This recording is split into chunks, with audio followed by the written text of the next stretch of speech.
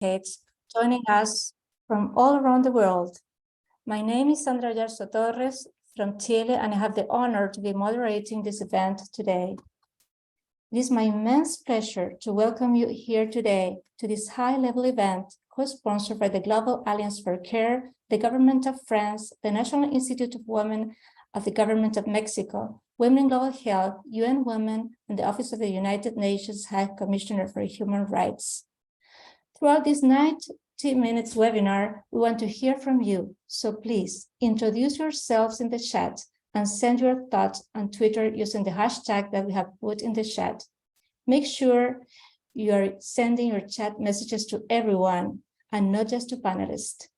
There is an option to adjust these settings in the chat box. Please go ahead so we can also have your comments during this conversation. I would also like to remind everyone that this event is being translated from English to Spanish and back. Click the glove at the bottom of your Zoom window to change to your desired language. The COVID-19 pandemic made evident the essential contribution of paid and unpaid care work, brutally shouldered by women, devaluated by markets, and inadequately supported by governments.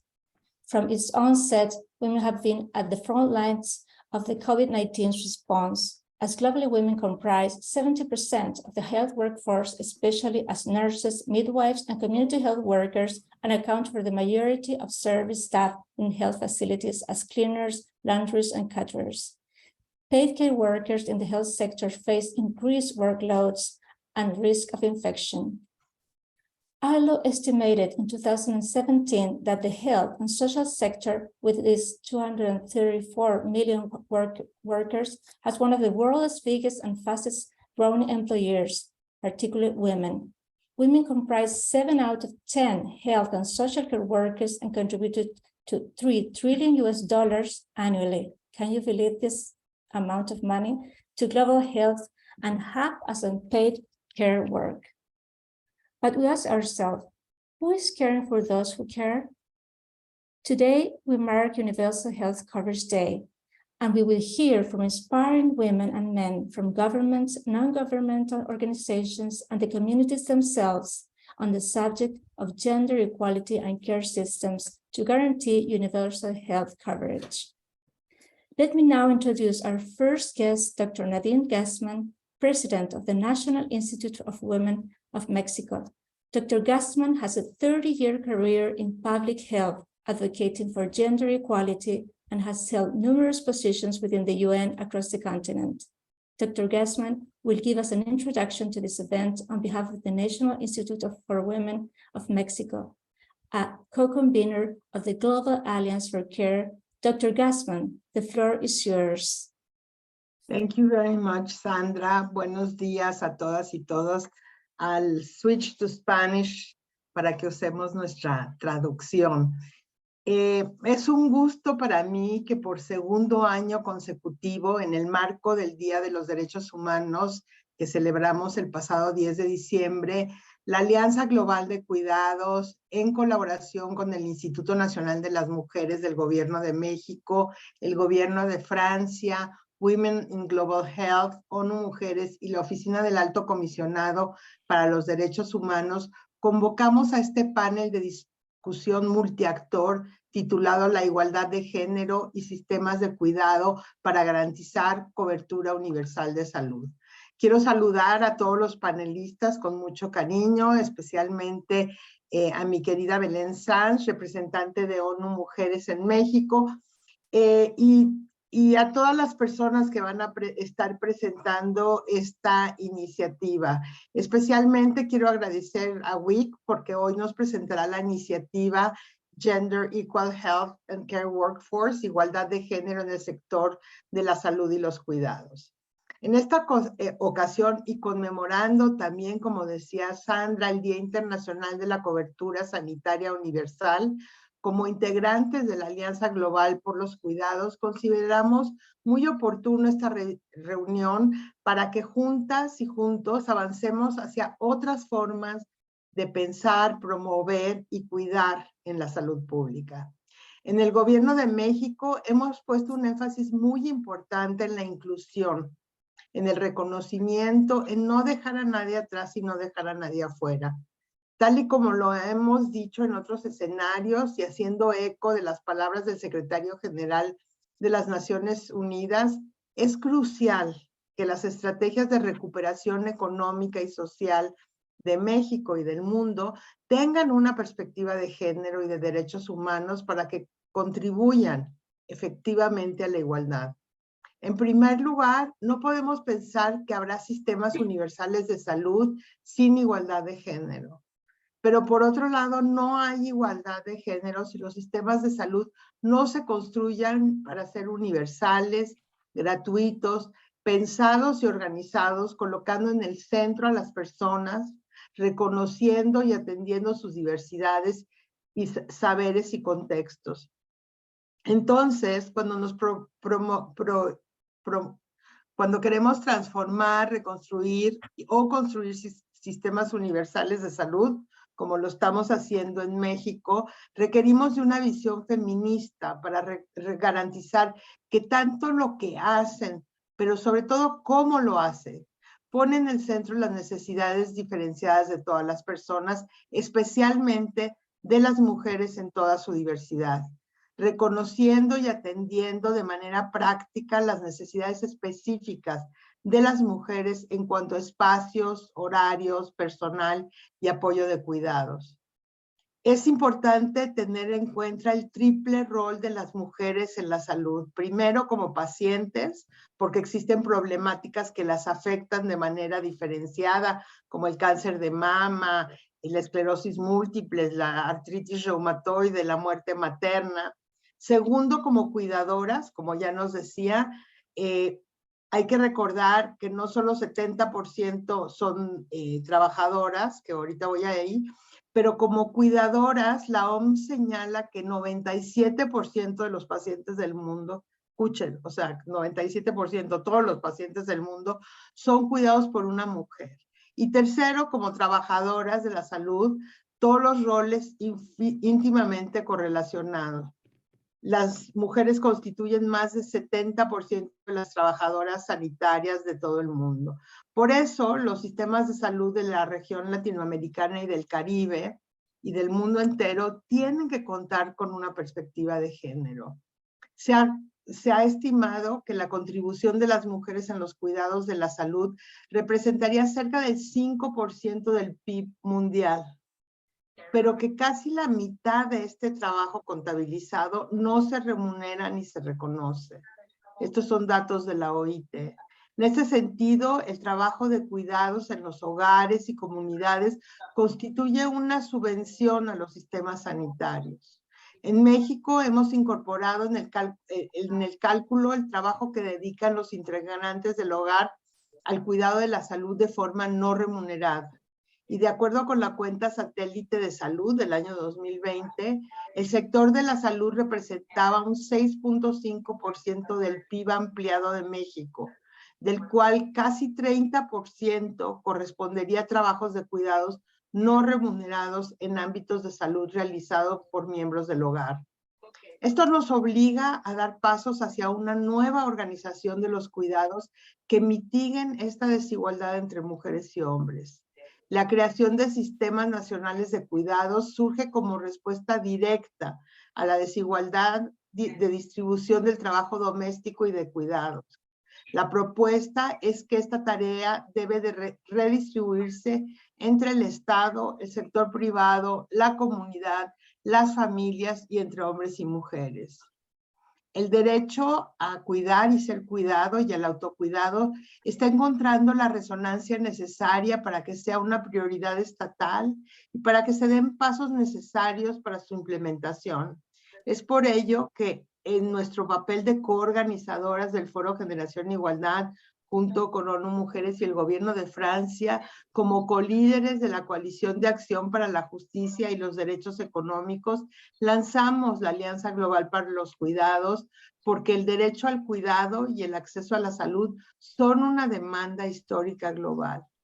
De aquí la importancia de que como estados complementemos nuestros ejes de protección social, Hablamos de salud, de educación y seguridad social, y estamos proponiendo un cuarto elemento que es el pilar de los cuidados.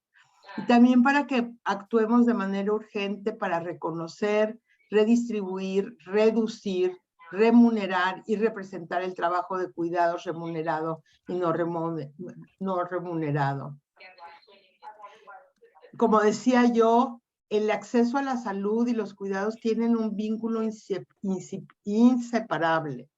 Al hablar de sistemas de cuidados debemos incorporar el acceso a la salud porque esto impacta significativamente en la carga de los cuidados remunerados y no remunerados.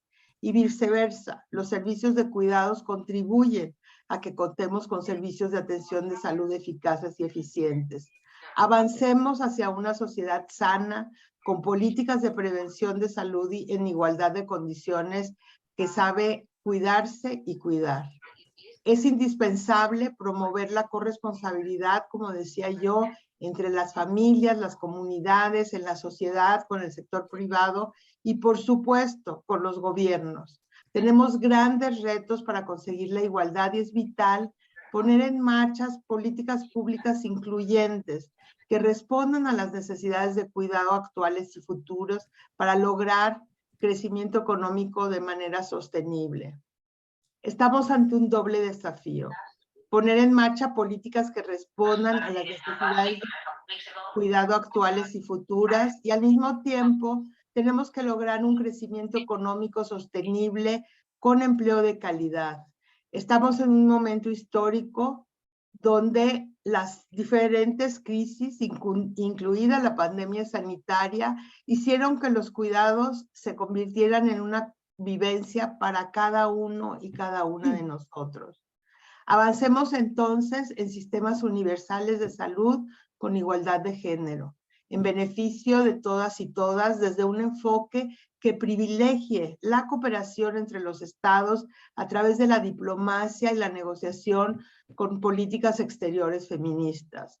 Como integrante de la Alianza Global de los Cuidados, hacemos un llamado al fortalecimiento de un multilateralismo eficaz, abordando juntas y juntos el reto de la división desigual del trabajo y la injusta organización de los cuidados, actuando coordinadamente hacia la construcción de una economía del cuidado sólida, hacia sociedades del cuidado. Les mando un fuerte abrazo, deseándoles felices fiestas y un año de cuidados. Muchas gracias. Thanks so much, Dr. Gassman, for your really important words and all these messages that you're leaving us, especially that we really have to go on, and encourage everyone to see in the future with this feminist approach, and of course, highlighting all the roles that women have, especially in the healthcare area. So next, I would like to invite Belén Sanz. She's a representative of UN Women in Mexico and has a 20-year career in public policy advocating for women's rights at all levels.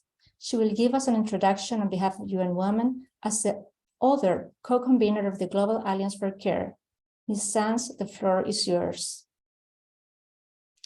Thank you very much. Buenos dias, and thank you very much. I think I'm switching to English for this multilingual event, but I'm really happy to be this morning with Sandra Oyarzo Torres, Vice President of International Confederation of Midwives, my dear Nadine Gassman, the co-leader of this amazing alliance and a very close partner of us in Mexico and globally, Rupa Dutt, the Executive Director and Representative of UN Women in Global Health of World Health Organization, and Romain Chave, the Global Health Policy Division at the Human Development Branch in the government of France. Thank you very much for making UN Women part of this event that takes place once we have closed 16 days activism to end violence against women, and just a commemoration of the Universal Declaration of Human Rights just last 10 December, which since its adoption, rights have become more recognized and more warranted across the globe, as the Secretary General of the United Nations recognized yesterday. But the progress has been very uneven and very slow, and the data that Nadine was mentioning to us is very clear about this. In the current context of global turbulence, with so many crises that we are facing, the promise of the Universal Declaration has been under sustained assault, and the fight for rights and equality ever ends. And it becomes more relevant than ever to look at the principles of this declaration in the current context where we live.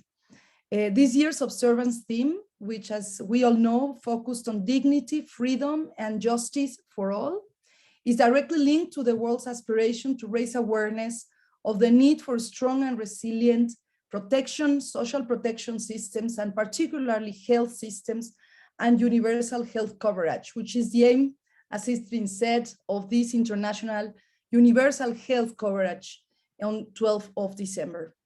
As Nadine has mentioned, the Global Alliance for Care, which was convened by the government of Mexico, headed and represented by the National Institute of Women and UN Women, seeks to address the profound implications of the unequal distribution of care on gender equality in societies in general. I want to recognize our partners for this Global Alliance and for this work that we are working together in Mujeres, Women in Global Health, OHCHR, the government of France, who have joined UN Women in taking the opportunity provided by these two observances to convene this multi-stakeholder virtual panel that has been already presented, the health sector and the recognition of care as a right. With this event, we delve into the persistent gender barriers that women still face in the health sector, including the gender pay gap and the underrepresentation of women in decision-making positions, while also focuses on recognizing women's enormous contribution to the health sector, including through unpaid care work, as it's been mentioned already. I'd like to mention in this context that, as we've been evidencing all across the globe, the COVID pandemic has shown us the relevance of care work to health and security, and it has made more evident than ever the essential contribution of paid and unpaid care work, which routinely has been shouldered by women all around the globe, devalued by markets, and inadequately supported by governments. From its onset, women have been at the front lines of the COVID response. Globally, as it's been mentioned, women comprise at least 70% of the health workforce, and especially as nurses, midwives, and community health workers and doctors, they include also migrant workers and account for the majority of service staff in health facilities, cleaners, launderers, and caterers. In Latin America, women constitute 74% of those employed in the health and social sector, but they are excluded from leadership roles where men hold 75% of positions at the top of the health sector.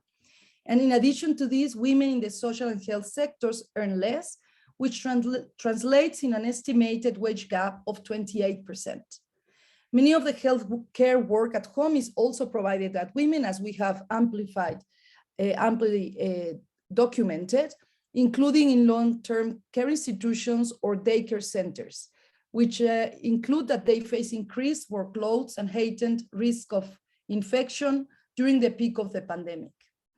Despite the very robust numbers of this overrepresentation of women in the response and the work in the health sector, it is clear that the countries overall were not ready to face this pandemic with robust health and social protection systems, which again has exacerbated pre-existing intersectional and gender inequalities across the globe and affected especially women, girls, and gender diverse people from at-risk or marginalized groups. And while governments had to take unprecedented measures to address the economic fallout, they also had to face these deepened inequalities, which has shown the importance of investing in social protection systems.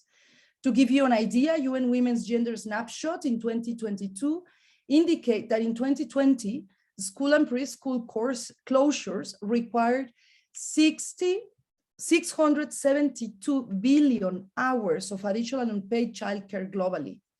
And however, nearly 60% of the countries and territories reported not having taken adequate measures to support increases in unpaid care work during the pandemic.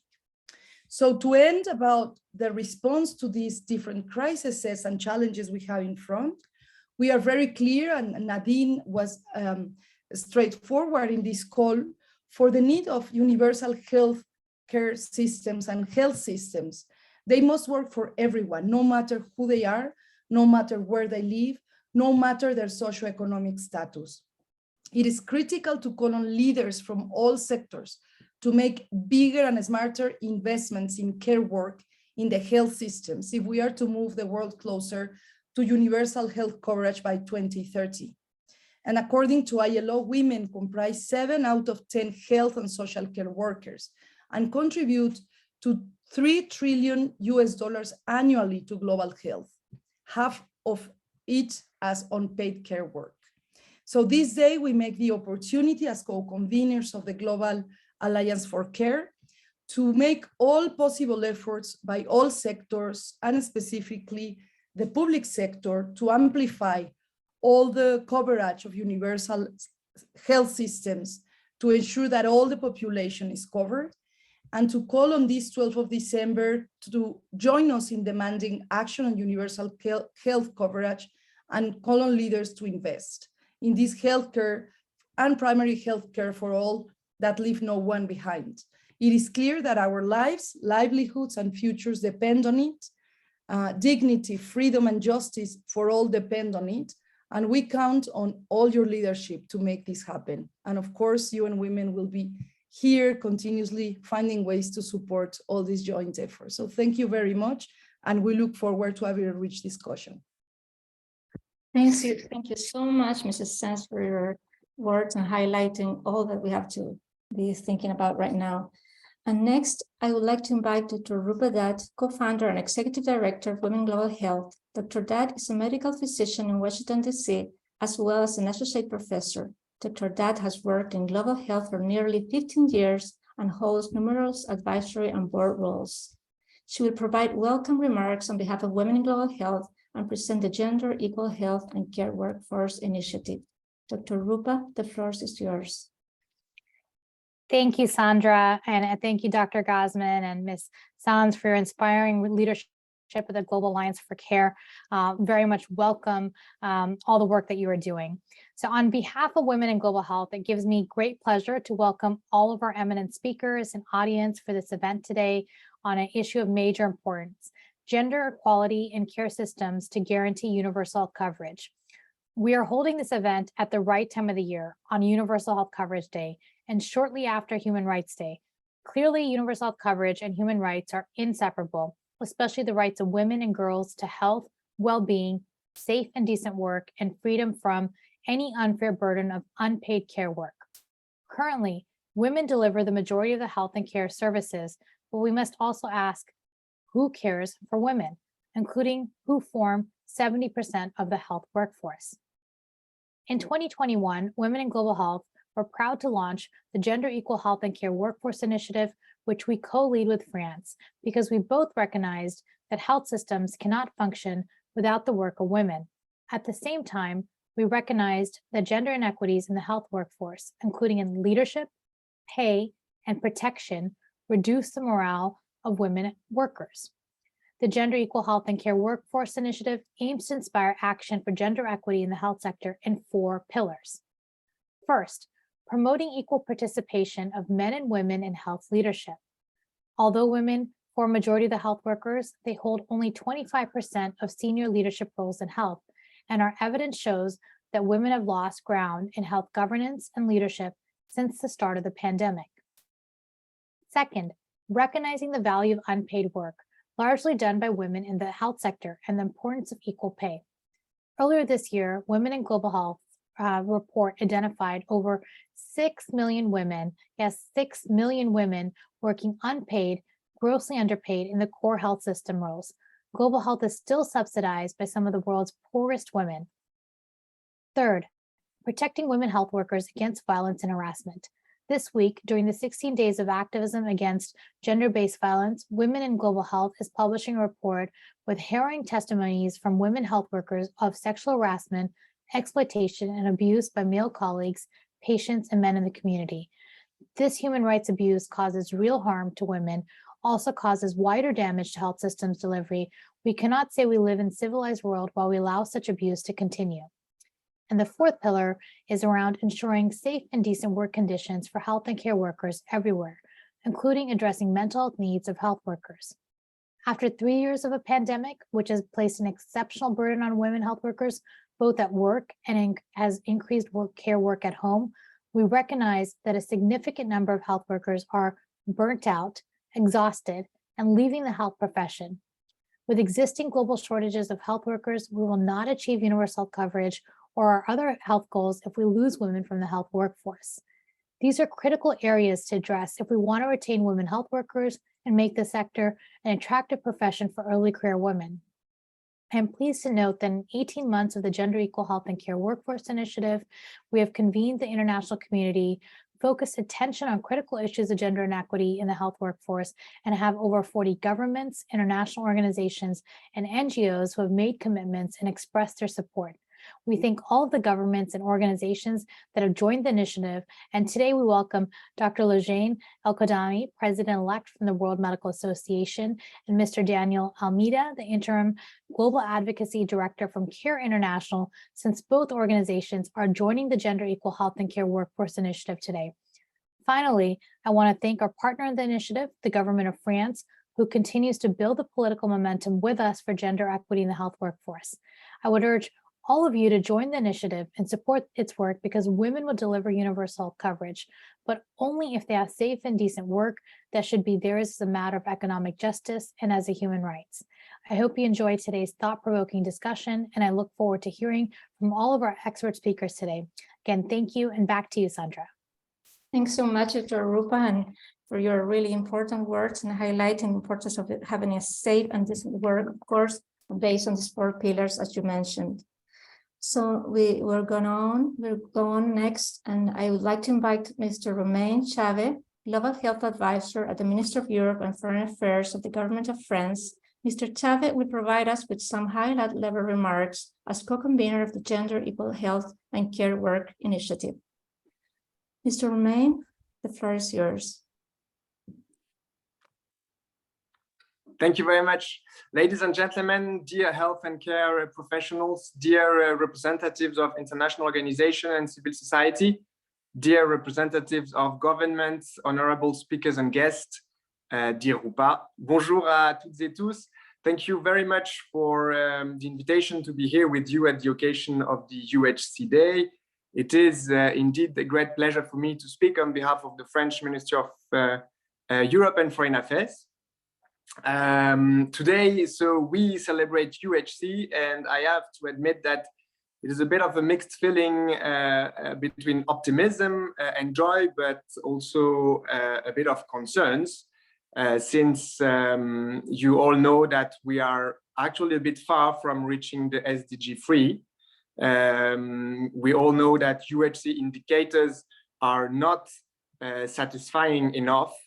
We see that there has been too little investments in health systems, that progress for equity are too fragile, and that there are still too many exclusions of populations when reaching quality healthcare services, and too many of those vulnerable populations fall into poverty because of costly services.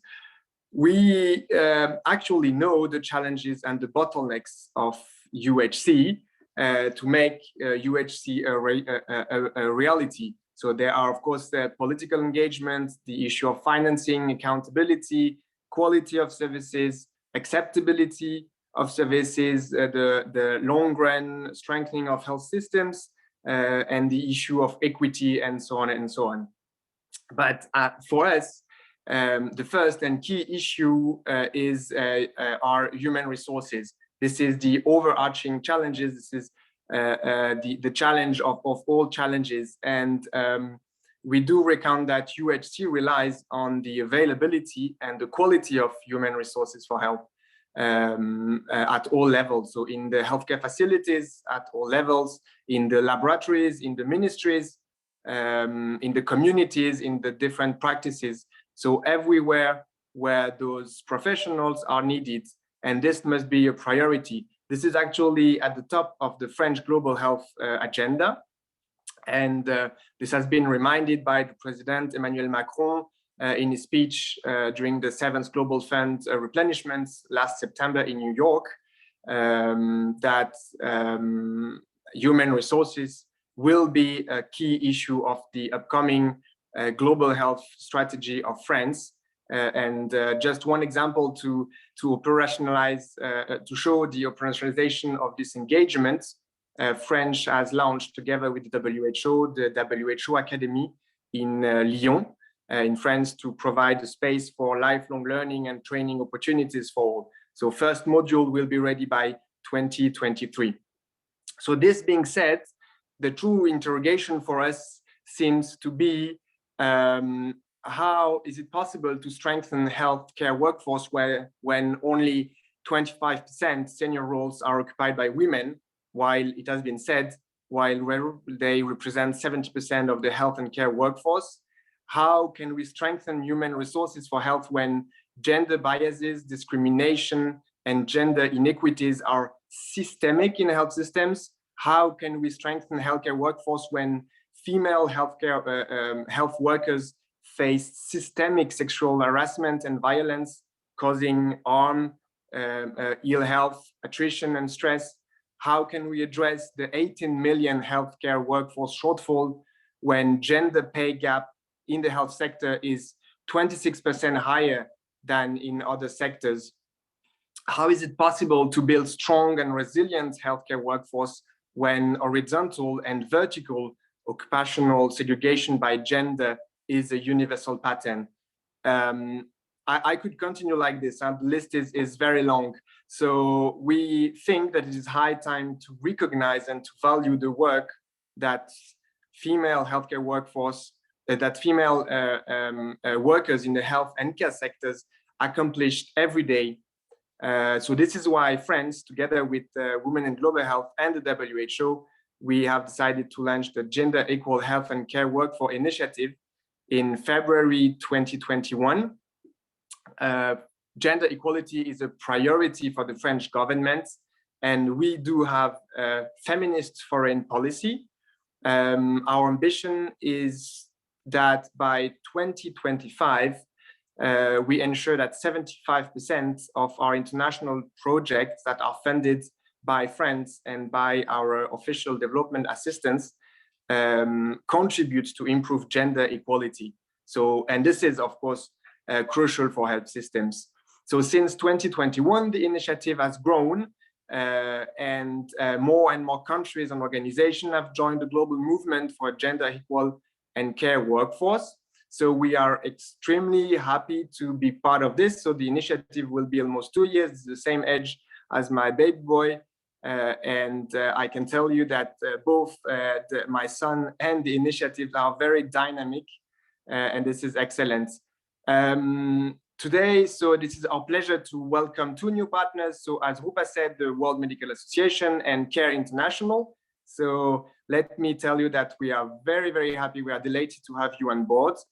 And before I finish, I would like to warmly thank once again Women in Global Health for the extraordinary work that is carried out for the promotion of gender equality in the health and care workforce.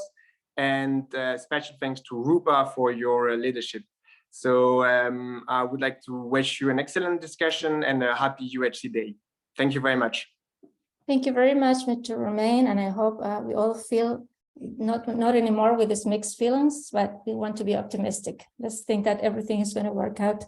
And at the end of this panel, and we have all these ideas that you also shared with us, and to, of course, think in changing all this that we've had right now.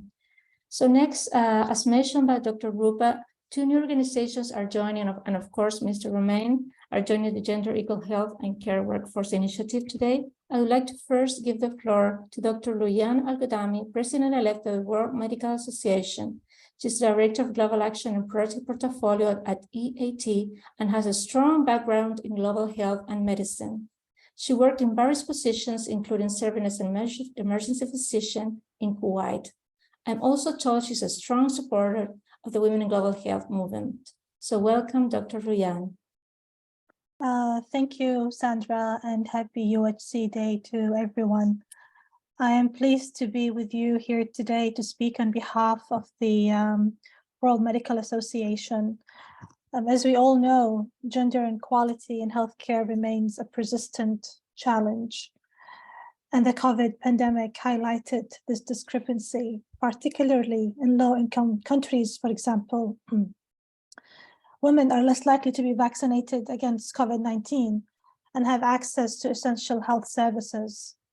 We also see such an equality in health workforce, where women make up more than 70% of all healthcare professionals, but with no surprise, less than 40% of executive and leadership positions are taken up by women.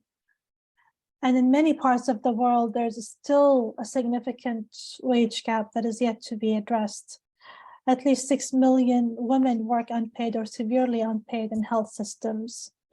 But with the limited numbers of minutes I have for this intervention, I'm only listing a few of these challenges. The World Medical Association is actively encouraging and advocating for increased presence of women in academia, leadership and management roles, advocating for collaborative, coordinated, and effective strategic approach to prevent and address violence in the health sector, for the achievement of the human right to gender equality of opportunity and gender equality of treatment, and insists on the women's rights for full and adequate medical care as basic human right. Therefore, the World Medical Association is honored to support the Gender Equal Health and Care Workforce Initiative. We are delighted to be part of such an important gesture and would like to thank the founders, Women in Global Health, the government of France, and the World Health Organization for establishing it. This initiative links quite closely and supports quite strongly with WMA's statements and policies on gender equality in medicine, workplace violence in health sector, and access of women and children to healthcare. This strong linkage is highlighted in the following 4 action areas. First, increasing the proportion of women health workers in leadership roles. We always urge all our national medical associations, medical schools, employers to facilitate the establishment of mentoring programs, sponsorship, and active recruitment to provide medical students and physicians with the necessary guidance and encouragement to undertake leadership and management roles.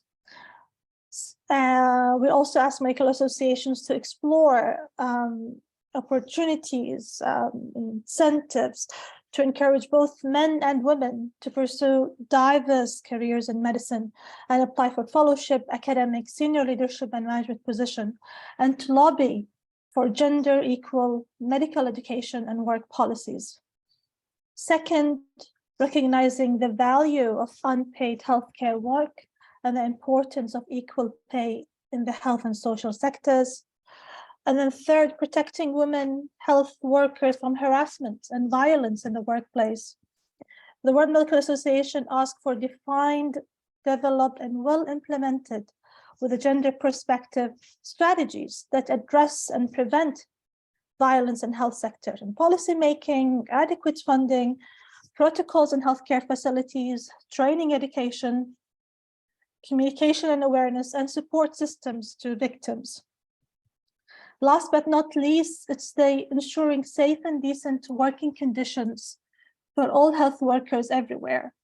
The World Medical Association strongly advocates for the right of physicians, which is to working conditions that help limit the risk of burnout and empower them to care for their personal health by balancing their professional, medical commitments and their private lives and responsibilities.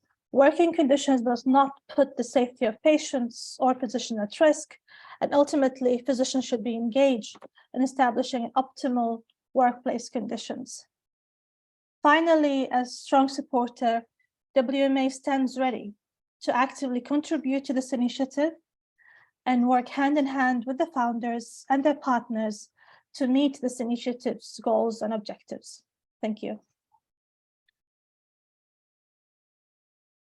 Thanks so much, Mrs. Luyan Al-Ghudami, for this enlightened words that you've given to us, especially thinking about addressing the violence in health sector. There's a really important issue to really highlight and be aware that is, present sadly in many places around the world. Thanks so much. So next up, I would like to give the floor to Mr. Daniel Almeida, Interim Global Advocacy Director at CARE, a skilled researcher with extensive experience in program management and advocacy with a focus on human rights, as well as the various United Nations agencies. He has been working in Ecuador, Ethiopia, Belgium, in many places, as part of liaison officer of the European Union and the Andes, of course, countries of the region in UNESCO. Masters of Public Administration in the field of study of public and social policy. The floor is yours, Daniel. Thank you, Sandra, for that introduction. And let me start just speaking in English for a bit, just to say how honored I am to participate in this panel. I'm stepping in today on behalf of our VP for programs, Maru Desmond, who you might have seen on the communications. Sadly, she couldn't join us today. Nevertheless, it's really I'm really honored, and I'm really honored to be part of this first moment for CARE International, to be part of this gender equality, health, and care workforce initiative, which we are absolutely proud to be joining at this moment, and particularly in this very significant day of UHC. Voy a cambiar a español rápidamente y les agradezco nuevamente por la participación, por la invitación. Creo que empezar por decirles que CARE ha desarrollado durante los últimos años, ya más de 35 años, trabajo en temas de salud por décadas, en el preciso enfoque en el que nos hemos concentrado en trabajar con trabajadoras comunitarias de la salud y otro personal de salud que principalmente tiene un enfoque de género y de trabajo con mujeres y con niñas en diferentes países del mundo. De hecho, de los 107 países en los que estamos presentes, 97 de ellos tienen implementación de programas de salud que incluyen específicamente la conexión con las trabajadoras comunitarias de la salud. Esta necesidad la hemos visto como realmente uno de los pilares del trabajo durante la pandemia, y en ese sentido hemos desarrollado una estrategia que en el momento en el que nos incorporamos a esta iniciativa fue de muchísima relevancia, porque nuestra estrategia central de trabajo del derecho de acceso a la salud tiene un acápite y ahora un pilar fundamental que tiene que ver con el trabajo con las trabajadoras remuneradas y no remuneradas en el sistema de salud, tanto estas sean comunitarias, pero todas las que han estado en la primera línea durante la pandemia. Mientras estamos participando como planeta, no tanto como organización, en la preparación de respuestas a las pandemias de forma temprana, así como estructurada, también hemos puesto todo nuestro énfasis en el trabajo en salud, en fortalecer y trabajar de la mano o realmente a un lado de las trabajadoras comunitarias de la salud y otras que forman parte del sistema de salud, específicamente aquellas que están trabajando en el entorno de salud para las mujeres, ya sea desde la atención a mujeres en estado de maternidad o en salud para niños tempranos, ¿no es cierto? Nuestros 4 pilares, digamos, de acción tienen que ver mucho con el específico espacio y la situación que creo que las copanelistas han descrito con bastante detalle. No quisiera repetir, pero sí decir que estas 4 líneas tienen que ver con el reconocimiento y la profesionalización por un lado, tomando en cuenta también que hay esta concepción del trabajo del cuidado y del no pago de ese trabajo del cuidado como uno de los pilares de la economía. Y en ese sentido también hemos visto que su reconocimiento es uno de los temas principales, tanto bajo el gran paraguas del derecho a un trabajo digno y justo, como derecho al trabajo, y por otro lado, todo lo que viene acompañado de las normas sociales que acompañan al tema de asumir que el trabajo del cuidado está garantizado sin que necesariamente sea reconocido.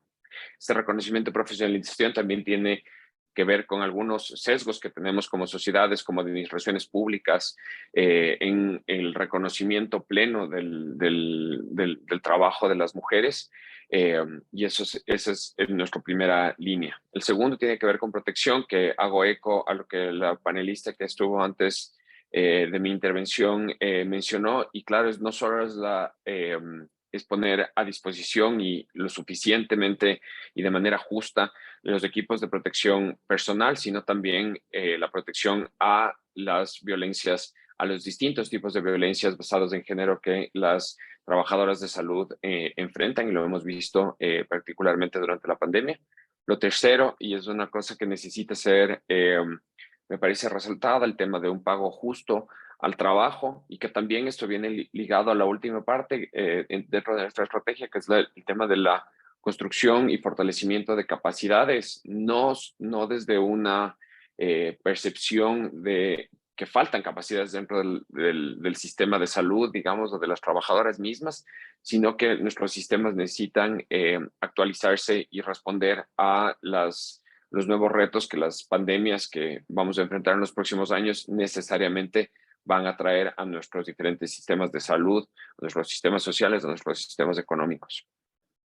Quiero solo reiterar también que uno de los acercamientos principales de cara internacional que lo hemos implementado en los países en los que estamos presentes, en las diferentes regiones, tiene que ver también con conectar con con las trabajadoras mismas o con el sistema de salud, con la fuerza del personal de salud, para que sus mensajes, sus demandas tengan la legitimidad y que puedan iniciarse procesos de incidencia que también respondan de manera directa al tejido organizacional e institucional de las diferentes organizaciones. Y en ese sentido, este acompañamiento también tiene que ver con el fortalecimiento, incluso la creación de sindicatos, de asociaciones formales o informales, de identificar también cuáles son las estructuras en sus diferentes contextos y cómo estos también alimentan algunos de los procesos que estamos viendo a nivel global, ya sea el acuerdo o el tratado de pandemias que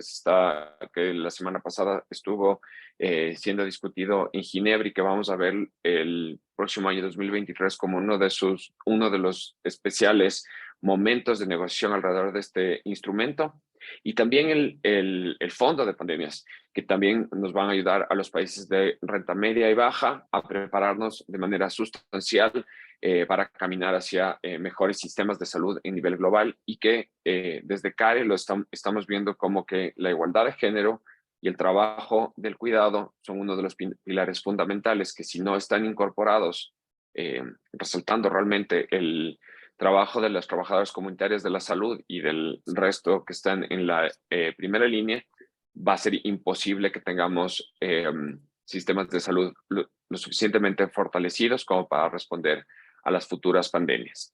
Quiero concluir con eso, también agradeciendo y felicitando a los copanelistas, nuevamente expresándoles lo honrado que me siento de participar en esto, y también esperando que tengamos siguientes oportunidades para realmente potenciar los objetivos que tenemos dentro de la iniciativa misma, que encompasa todos los espacios de los sistemas de salud necesarios ahora para las preparaciones de pandemias al futuro. Gracias. Thank you, Mr. Almeida, for all this important information that you have shared with us, especially regarding community health workers and also the importance of associations, unions of healthcare workers. Of course, it's a basic way to move forward. Thanks so much. And now we would like to share with you a care worker testimonial. I would like to now give the floor to Ms. Paloma Olivares. She's a coordinator or political advisor to Association Yo Cuido in Chile. In her work, she's a woman, mother, grandmother, and secondary caretaker of her granddaughter, Pascal. And in addition to her role at the Association Yo Cuido, she's a community leader, promoter of folk knowledge, of community activism, and of centering care within society as a political means to achieving health for all. Ms. Olivares, the floor is yours. Buenos días a todas y todos. Muy contentas como organización social y política de poder participar de este panel. Quisiera primero comentarles un poco acerca de nuestra organización. Somos una organización creada por y para cuidadoras de personas con dependencia, cuidadoras no remuneradas, que comienza a unirse, ¿cierto?, y a luchar en base principalmente por la violación sistemática hacia nuestros derechos humanos y por esta gran brecha de género, ¿cierto? La desigualdad de género que existe, en donde claramente los cuidados e indiscutiblemente recaen sobre nosotras las mujeres. Esto nos llevó a unirnos hace 5 años atrás y generar este movimiento social en donde nuestro principal objetivo es la creación de políticas públicas que vayan en mejora de la calidad de vida de las familias que cuidan, de las personas cuidadoras y de las personas con dependencia. En este camino, por supuesto que hemos pasado por distintas experiencias, ¿cierto? También hemos avanzado también en nuestro objetivo. Nuestro principal objetivo hoy es colectivizar y sociabilizar los cuidados, que los cuidados dejen de estar privatizados y uno de los ejes principales, por supuesto, que para nosotras es la salud, y qué importante que es para nosotras que se esté hablando hoy de salud universal, una demanda nuestra desde el comienzo. Cuando no se cuida, cuando no hay salud mental, salud física para las personas que cuidamos, muy pronto la sociedad, los estados, ¿cierto?, no solo ya tienen una persona con dependencia, sino que además tienen a su cuidadora, quien también queda en una situación de dependencia por alguna enfermedad adquirida a raíz del trabajo del cuidado. Sin lugar a duda, no solo nosotras queremos un reconocimiento, sino que demandamos una reparación hacia los años que nosotras llevamos, ¿cierto?, violentadas en nuestros derechos humanos. Nosotras ya el reconocimiento sentimos que existe, para bien o para mal. La pandemia agudizó el tema de los cuidados, ¿cierto?, y comenzó a hablarse mucho de la crisis de los cuidados, que para nosotras ha sido una vida cuidando. Para nosotras la pandemia fue seguir exactamente con nuestra vida, sin embargo, poniendo el énfasis en que nuestras personas, las personas que nosotras cuidamos, corrían aún mayor riesgo, porque debemos ser enfáticas en decir que hasta el día de hoy, por lo menos en nuestro país, en Chile, las personas con dependencia y discapacidad son cuerpos de segunda categoría, en donde siempre, en cuanto a salud, son personas que no son, ¿cierto?, tienen menos probabilidades de sobrevida, por lo tanto no son prioridad. Algo que también nosotras demandamos debiésemos cambiar. Cuando hablamos de salud universal, hablamos de una salud preventiva, de una salud para todas y todos, y sin estas categorizaciones, ¿cierto? Hablamos también del saber popular, de que se nos reconozca a nosotras las mujeres cuidadoras como grandes conocedoras de las necesidades de las personas que nosotras cuidamos, y también de una salud con enfoque de género, porque sin lugar a dudas, cuando hablamos de dependencia o discapacidad, también hablamos de violencia obstétrica. Entonces, cuando hablamos de una salud universal, estamos hablando de muchas aristas, que es una tremenda, ¿cierto?, es un tremendo desafío que tenemos como sociedades, poder llegar a cumplir con esto que hablamos de salud universal, pensando en que seamos todas y todos iguales, pero con una salud que tiene que tener un enfoque de género, sin lugar a dudas, con este reconocimiento al trabajo de cuidados, en donde las mujeres entregamos nuestro trabajo, ¿cierto?, de una forma no remunerada, y donde nos vemos absolutamente vulneradas, y nos vemos expuesta a adquirir nuevas enfermedades. Entonces, como organización social, nuestra principal demanda en cuanto a la salud universal, sin lugar a dudas, tiene que ver con una salud preventiva, porque sin salud preventiva no vamos a lograr una buena calidad de vida, vamos a ir siempre atendiendo, ¿cierto?, las necesidades del momento, pero no vamos a tener esto de prever una próxima enfermedad y el reconocimiento de los saberes populares como una de las grandes herramientas que en salud deben utilizarse. Así es que agradecemos mucho esta instancia, agradecemos mucho también que se comience a hablar de salud universal, en todas las aristas, que avancemos también en equiparar la salud mental que está tan abandonada en países como los nuestros y que comencemos desde ya, desde todas las aristas, a trabajar por esta salud universal para todas y todos tan necesaria. Así es que muchas gracias, ha sido un gusto para nosotras participar con ustedes. Thank you, Ms. Olivares, for sharing your testimony. That is, of course, so important because you're there, in the daily work and receiving all these situations that you just have shared with us. So, well, now we will go. Now we will shift into the multi-stakeholder panel discussion with some amazing speakers that I have the pleasure of introducing. I will introduce you all and then move on with the questions. Remember that if you have any questions you would like to ask, please write them in the chat box and we will try to incorporate them. Of course, it depends on the time because we're really just in time. And I remind every speaker that we have 5 minutes each when it's your time to speak. So I'm just going to I'm going to talk about them first, and then we will start with the questions. First is Dr. Valeria Esquivel, Employment Policies and Gender Specialist at the International Labour Organization. Dr. Esquivel has a long academic career as a feminist economist, publishing extensively on labor, macroeconomic, and social policies. Her publications on care policies and care workers include the co-authored report, Care Work and Care Jobs for the Future of Decent Work, published by the International Labour Organization in 2018. I would also like to welcome Ms. Veronica Montufar, Equalities Officer at Public Services International. Ms. Montufar is a sociologist and a political scientist with extensive experience in human rights since 1991, when she was the Executive Secretary of Amnesty International in Ecuador. Her work at PSI has included educating and organizing women, and she holds the Gender Equality Office since 2015.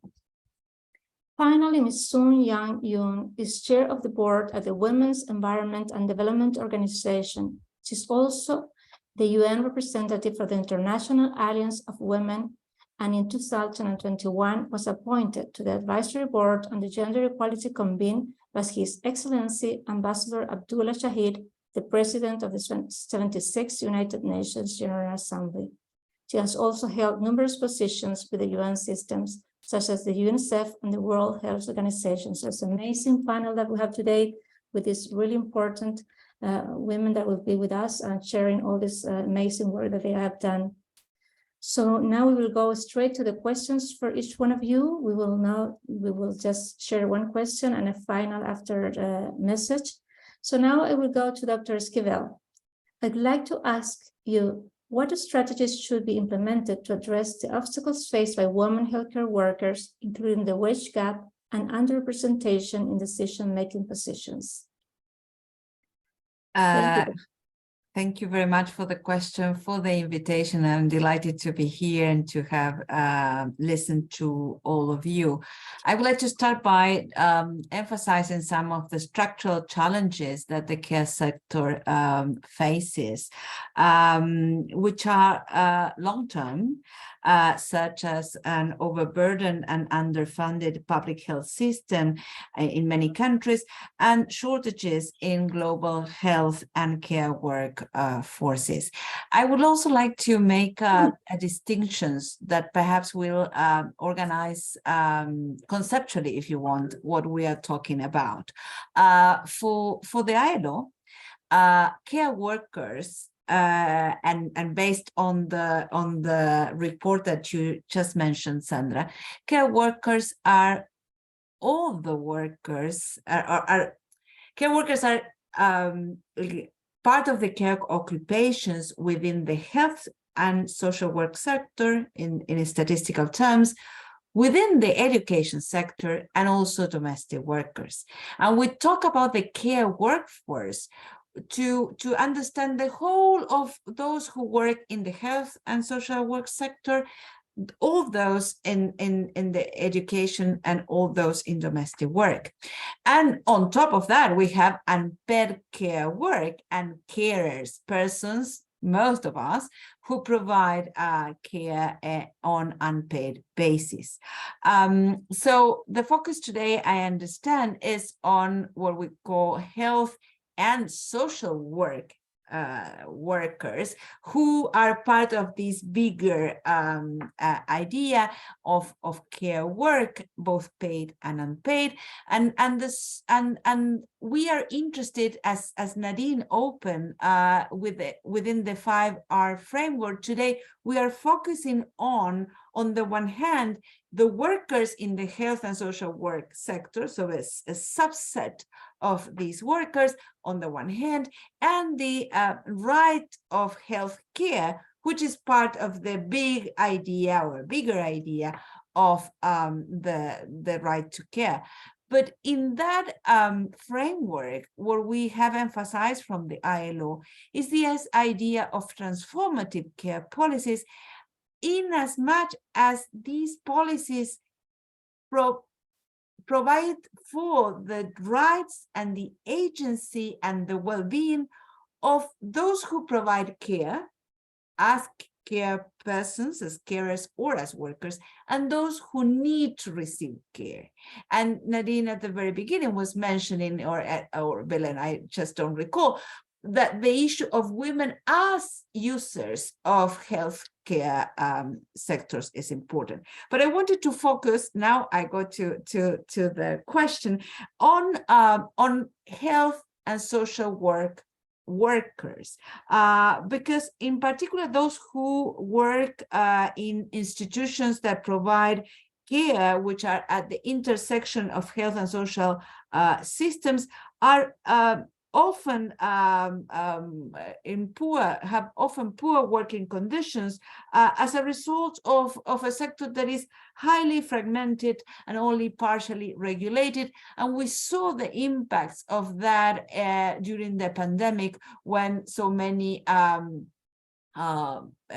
lives were lost in these care institutions. So for us, there is an urgent need for sustainable investment in health systems that include decent work for the health and social work workforce. And such investments are not only strengthen the health and the health systems, but are an effective strategy of job creation, especially for youth and women. And we have emphasized that in our latest global employment trends report for youth. So we need to challenge the traditional views on health and care as a drain or a burden of national economies, to highlighting the significance of health systems for economic growth and societal well-being. And focusing on your question on how to improve the working conditions of care workers, we have to know that we need to improve the working conditions, not only for themselves, but also for in order to guarantee that we will have a future health workforce, because if not, they drop, these workers drop from these sectors, and also because we need to provide for the well-being of those who will need this, who will have these care demands. So for us, measures, concrete measures include establishing minimum educational and training requirements, ensuring access to education, training, and lifelong learning for these workers, career prospects and opportunities, adequate remuneration, decent working time and rest periods, prevention of excessive working hours, regulation and compensation of inconvenient hours and shift work, avoiding the unlawful use of abusive recourse to non-standard working arrangement, and over-reliance on unpaid or volunteer care work. Those amongst others, the respect of, and with this I end, the respect of decent occupational safety and health for these workers, and improving the, it was mentioned also before, the avoiding violence and harassment as in the workplace and as workers, as well as and which means complying with Convention 190 from the ILO, and also with the Convention 149 for nursing personnel, would be some of the ways in which the working conditions of health and social workers would improve. Thank you. As a very big, as the shortest I could be for such a big question. Yeah, thank you, Dr. Esquivel. That's very, very important what you just share with us, especially, you know, saying this word that guarantee that we will have a future healthcare workforce. I think that's really, really amazing, important for us to think about. And of course, your important word. Thanks so much. And next, I would like to ask Mrs. Montefar, what are the challenges faced by health systems to enable women workers to exercise their right to care and be cared for? Ms. Montefar, the floor is yours.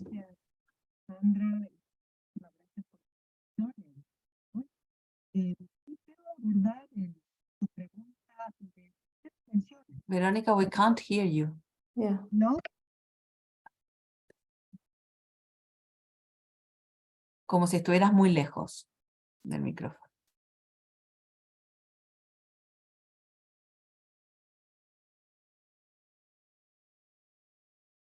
No? And there you, yeah, now we hear you very well. Yeah, can you hear me? Yes. Okay. So greetings everyone. I will be switching it to Spanish. Bueno, quiero abordar tu pregunta desde tres dimensiones. La dimensión del mundo del trabajo, que ya algo de esto habló Valeria. La dimensión del diseño de los sistemas, estos emergentes sistemas del cuidado, pero también articulados a los sistemas de salud. Y en esos sistemas, lo que está pasando con el trabajo no remunerado de cuidado, pero también con la desprotección de derechos básicos de la salud de las mujeres. Nuestro sindicato, como una organización que representa a trabajadores y trabajadoras de los servicios públicos en el mundo, tiene también dentro de su mandato institucional, no única y exclusivamente, la defensa de los legítimos derechos laborales y sindicales de nuestros afiliados, sino también la defensa de los servicios públicos. Y la defensa de los servicios públicos desde esta gran aproximación de los derechos humanos. Entonces, la charla, la conversa el día de hoy cabe justo en lo que es nuestro mandato institucional como sindicato global. En el mundo del trabajo, creo que varias de las personas que han expuesto el día de hoy han planteado el tema de la violencia y el acoso en el mundo del trabajo del sector salud y en el sector salud como un todo el sector cuidado, ¿no? Creo que compartimos profundamente esta aproximación de la OIT de poner al sector cuidado como más abarcador y dentro de él la fuerza de trabajo como una parte, trabajadores y trabajadoras de la salud y el sector salud. Por eso parte de las discusiones sobre el armado de los sistemas de cuidado tienen que tener una articulación con los sistemas de salud, ¿no?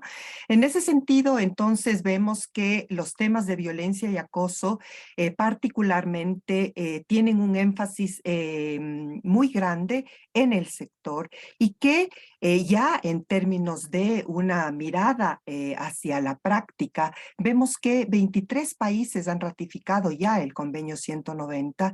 El convenio 190 tiene como parte de sus disposiciones la incorporación de la vigilancia y las respuestas y la garantía de un mundo del trabajo libre de violencia y acoso también para las terceras partes. Es decir, que también se involucrarían a las personas usuarias de esos servicios, tanto como como teniendo derecho a un mundo libre de violencia y acoso dentro del servicio que usan, pero también siendo respetuosos, estas personas respetuosas de los derechos que las personas trabajadoras de este sector tienen. Entonces me parece que uno de los retos fundamentales frente al mundo del trabajo tiene que ser los temas de violencia y acoso, planteando sobre los 23 países que ya han ratificado, 10 de los cuales están ya en proceso de implementación porque ya tienen su convenio en este proceso. Entonces, miramos que esto puede ser un elemento de trabajo conjunto y de poder hacer protocolos específicos de abordaje, ¿no?, de este tema. También se habló aquí del tema de las trabajadoras comunitarias de la salud. La ISP a nivel internacional ha trabajado organizando, tanto en Europa, no en Europa, en Asia del sudeste, como en el África, a trabajadoras comunitarias de la salud en términos de 3 derechos fundamentales. El primer derecho a ser consideradas trabajadoras del servicio de salud, de los servicios públicos de salud, en primer lugar, tener esta característica. En segundo lugar, poder acceder a un salario mínimo, por lo tanto, y no tener una remuneración más baja que los salarios mínimos. Y en tercer lugar, sus derechos sindicales básicos, el derecho de la organización y la negociación colectiva. Pensamos que esto es un tema que es emergente, que debemos continuar y que debemos llevar adelante las alianzas necesarias con los sectores necesarios para fortalecer esta actoría de estas trabajadoras en el mundo. Vemos esto en Asia y en África. No obstante, en América Latina tenemos el tema de las promotoras, que son personas que haciendo el trabajo y siendo consideradas incluso trabajadoras como un poco voluntarias, tienen niveles salariales más bajos, ¿no? Entonces creo que es un reto fundamental. Tú me preguntaste cuáles son los retos en el mundo del trabajo, fundamentalmente el tema de la formalización del trabajo, el reconocimiento del trabajo, la protección de ese trabajo y la sindicalización de ese trabajo. Ahora, en tema de los diseños de los sistemas, creo que en los diseños de los sistemas también tenemos una gran preocupación, y es que las medidas de austeridad, los procesos de privatización o la constante inclusión de el lucro por encima de los derechos de los trabajadores y de los usuarios y de los ciudadanos y ciudadanas, está haciendo que grandes poblaciones sean desprotegidas de estos derechos. Y que, por lo tanto, en nuestros países y fundamentalmente en los países de bajos niveles de desarrollo, ya se ha planteado aquí, son las mujeres quienes, frente a la ausencia de estos servicios, asumen como su responsabilidad el cuidar la salud de sus allegados, el cuidar la salud de su familia, de las personas más importantes de su entorno, y están subsidiando esos servicios. Entonces están llevando a sus espaldas esos servicios y frente a ello atrasando su nivel profesional, atrasando su nivel de inserción laboral y cayendo en un círculo de feminización de la pobreza. Entonces, pensamos que es fundamental la presencia de servicios públicos, de sistemas públicos y además de eso, el poder trabajar conjuntamente en una gran coalición, el tema de que la cobertura universal tiene que ser eso. Tiene que ser una cobertura universal y para todos. Y finalmente quiero plantear...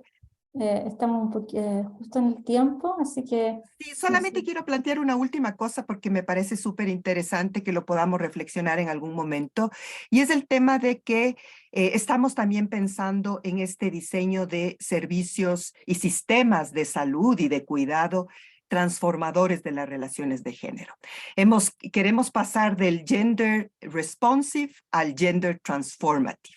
Y parte de eso hemos visto y vamos a presentar el próximo año un estudio a nivel global sobre cuáles son los temas que los servicios de salud, los sistemas de salud están dejando a un lado sobre el tema de el derecho de las mujeres a la salud y la vida, y los derechos sexuales y reproductivos. Pensamos que el tema de los derechos sexuales y reproductivos es un tema que los sistemas tienen que pensar para lograr garantizar que sean sistemas transformadores de la vida de las mujeres y de las relaciones de género. Muchas gracias, Muchas Sandra. gracias. Thank you, Mrs. Mochafar. So now, because we're on time, we'll ask Mrs. Young, how can the health sector influence for a continuum of care approach the reduction in the burden of care of women? Mrs. Song Young, the floor is yours, please. Thank you. Thanks so much for this really timely event. You asked me to speak a little bit on the continuum of care. We know that this is ideally something that would happen, particularly in the health system: prevention, medical help, recovery, and rehabilitation, maybe even a commitment for a person's lifetime. And filling those gaps is certainly a worthwhile goal. But I felt as though we should also take a look at the challenges that are going to set us back from making progress on some of these kinds of ambitions. The very big one in my mind is the climate crisis. So imagine how extreme heat affects a pregnant woman in a remote village in India. She's walking for miles to get a prenatal checkup at a health center. Good nutrition is essential to her well-being and that of her child, but the climate emergency is disrupting ecosystems that deliver food and fresh water. Due to climate change, health services are damaged. Vector-borne diseases are increasing along with these health-related deaths. And these health risks are increasing for everyone, but they are also risks for female health workers, particularly in rural areas. So we should talk about how this vital workforce, we talked about 70% of this workforce as being women, are put under extraordinary stress during climate-related disasters. The other challenge, which you all know, I just want to flag here, are, of course, the non-communicable diseases, or the NCDs, that include heart disease, stroke, cancer, diabetes, and chronic lung disease, collectively responsible for 74% of all deaths worldwide, mostly in low-income countries, and these rates are climbing for many women. So in my travels, I've often heard of heartbreaking stories of those we have left behind. Let me share one experience. I was once visiting Cairo with a guide whose facts and stories were told with great expertise and humor. The only problem was he kept interrupting our tour with phone calls.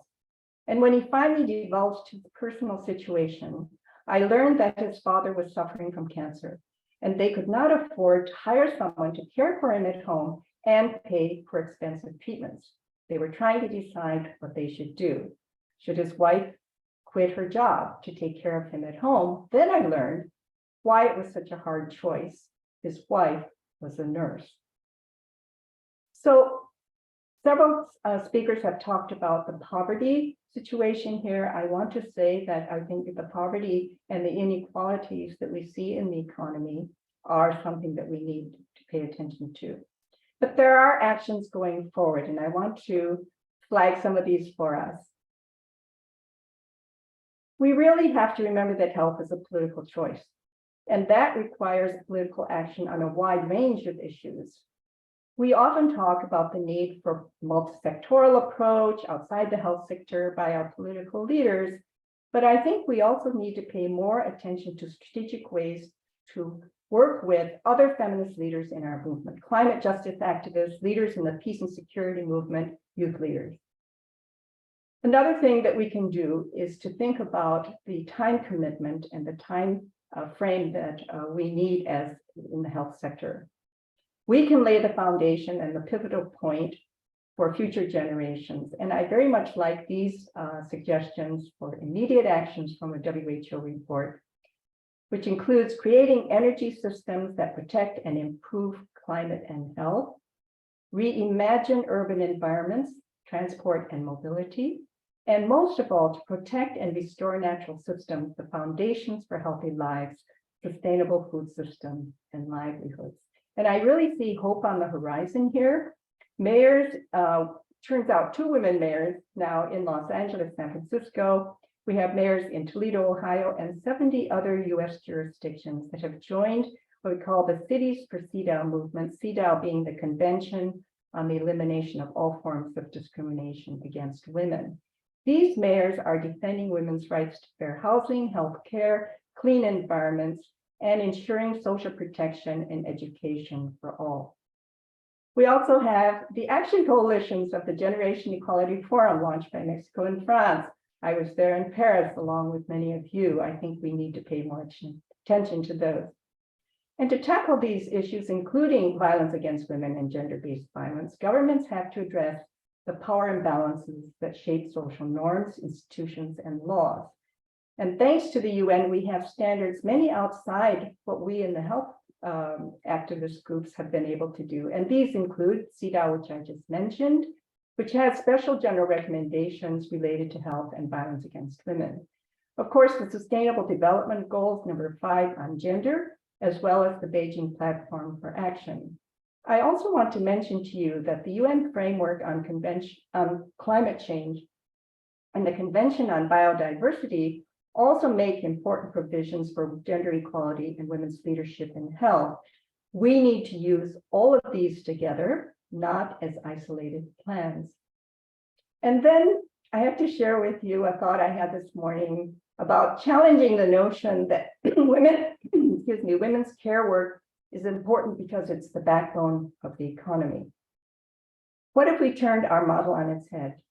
What if we argued that the purpose of the economy is to create a healthy, peaceful society and a healthy planet? At least that would be my fondest wish to commemorate human rights and universal health coverage. Thank you. Thank you, Ms. Sun Yang. Amazing your words, and we will keep in our hearts, of course. Thank you, everyone in this panel. That was amazing panel, each one of you, with all these recommendations you leave us. And of course, we will follow your directions, and we will make that have made us reflect. And so, what a wonderful and important insights. Thanks so much. And next, I really would like to invite Mr. Todd Howland, Chief Development and Economical Social Issues Branch at the Office of the High Commissioner for Human Rights. Mr. Howland has over 25 years of professional experience in the field of human rights. He was Office of the High Commissioner of Human Rights and representative of OHCHR in Colombia, the Democratic Republic of Congo, and Angola, among other UN posts. Mr. Howland was also director of the Robert F. Kennedy Center for Human Rights in Washington, D.C. Mr. Howland, the floor is yours. Thank you, Sandra. I want to start by congratulating the Global Alliance for Care for this important discussion on gender equality and care systems to guarantee universal health coverage, and the insights of each of the contributors and speakers. I also want to thank you, the participants. You'll be crucial in bringing about the needed changes. Today, we're celebrating the beginning of a year-long commemoration of the Universal Declaration of Human Rights. It's now 75 years old. But in some ways, there's not that much to celebrate. The vision of the Universal Declaration of Human Rights was for everyone to live free of fear and want. The care systems we have created are a clear example of how economic, social, and cultural rights were considered optional, and that economic and power factors were considered somehow more important than these rights. We need to rekindle the letter and spirit of the Universal Declaration of Human Rights to create the type of economies that work for people and planet. where human rights serves as useful guardrails for economic policies and systems. Unpaid care workers. Unpaid care work is imposed on women, yet often they and those they care for were denied access of support and care that they in fact needed. Often they're excluded from this type of support based on employee-based social protection. Protecting the rights of health workers and caregivers is closely interlinked with the protection of the rights of receivers of care and support for health systems. Traditional care models historically do not take into consideration economic empowerment and autonomy of women, and at the same time, place persons with disabilities, older persons, and children in passive roles as dependents. These systems feed a false dichotomy, putting caregivers and care receivers in conflict, instead of recognizing them as rights holders on equal grounds and as agents of change. As many of the colleagues here today represent health workers, I thank you for your role as human rights defenders, as your work to improve the level of respect for not only yourself, but for others is critical. We cannot continue business as usual. We must transform our economies to being human rights enhancing ones, where health and care systems advance gender equality and respond to the rights of health and care workers and the rights of care receivers. Collectively, we should strive for a fundamental transformation of care systems. Thank you very much, Sandra. Thanks so much, Mr. Holland, for this enlightened message that you just have given us. Thanks so much. And for the closing remarks we will have right now, again, finally, once more to Dr. Gassman for closing remarks and our joint call to action. Please don't forget to tweet, and also remember all these amazing messages that we have received for these amazing panelists that we had today. So the floor is yours, Nadine. Thank you very much. I want to thank all the panelists for this very rich discussion. I want to add to Ms. Song Yong-Yung, the Declaration of Buenos Aires that is really a mark in this area, so we can use it also. And I have the honor to read the call to action: gender equality and care systems to guarantee universal health coverage on Human Rights Day and Universal Health Coverage Days. The call to action of our multi-stakeholder virtual panel discussion.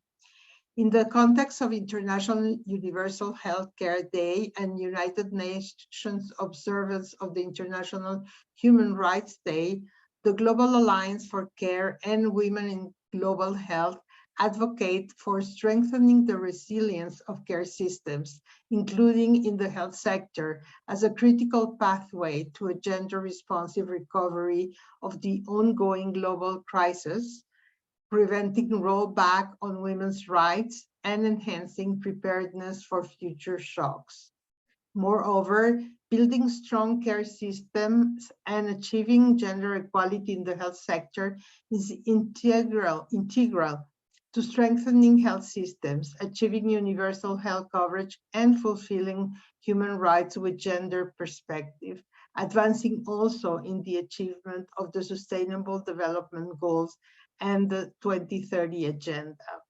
It is time to forge a transformation of healthcare systems beyond business as usual for it to deliver gender equality results.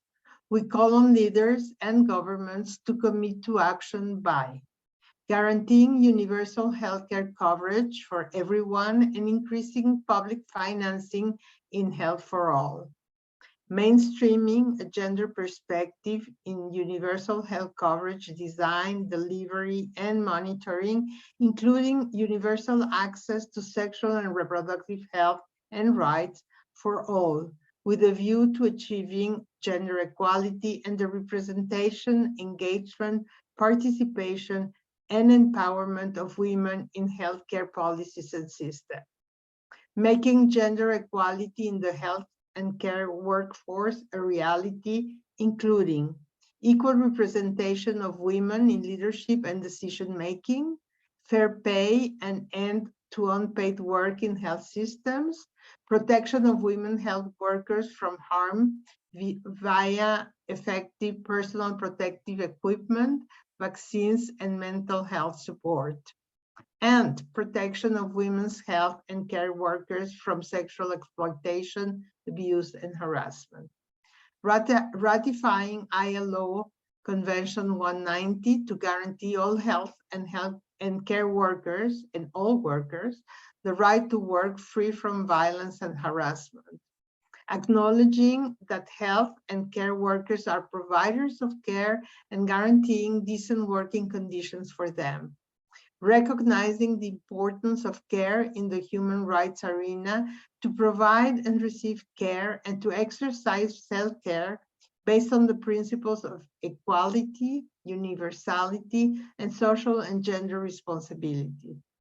Ensuring the right to care through the implementation of comprehensive care policies and systems from a gender, intersectional, and human rights perspectives. Ensuring the rights of and safe and decent work for migrant women workers. Recognizing the global shortage of trained health and care workers, especially in low and low middle income countries. Concern about the widespread burnout and attrition of women health and care workers after 3 years of a pandemic. Countries to invest in professionalizing and establishing career pathways for care workers especially. The right to health and the right to care for everyone, including persons with disabilities, older persons, children, and youth, should be embedded in the broader discussions related to Leave No One Behind principle of the 2030 Agenda for Sustainable Development. The lead up to the high-level meeting on universal health coverage in September 2023 and onwards to the definition of the post-2030 agenda framework for sustainable development. On this United Nations observance of the International Human Rights Day and International Universal Health Coverage Day, let us remember the time for care is now. Our bold choices and decisive actions will allow us to take the world into a sustainable and resilient path and leave no one behind in our pursuit for a better future for women and girls. Thank you. Thank you so much, Ms. Dr. Nadine Gassman, for these wonderful closing remarks and our joint call to action. And thanks everyone for being here today and for our amazing panelists. So we hope to be together and remember all these amazing recommendations and messages that we have received this afternoon. Goodbye to everyone.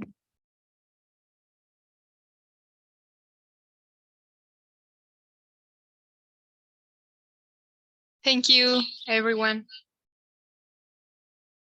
Thank you, everyone. Thank you. Bye-bye. Thank you. Take care. So Young, I really, you should look into the Buenos Aires Declaration of ECLAC. It's another thing. It's the basic. I have heard of it and even read it. We should go forward and use it more. Thank you. Thank you. It's brand new, so we should use it. It's not more, it's we should use it. Yes. Great event. Thanks for including me. Bye. Bye. Bye. Chao, gracias.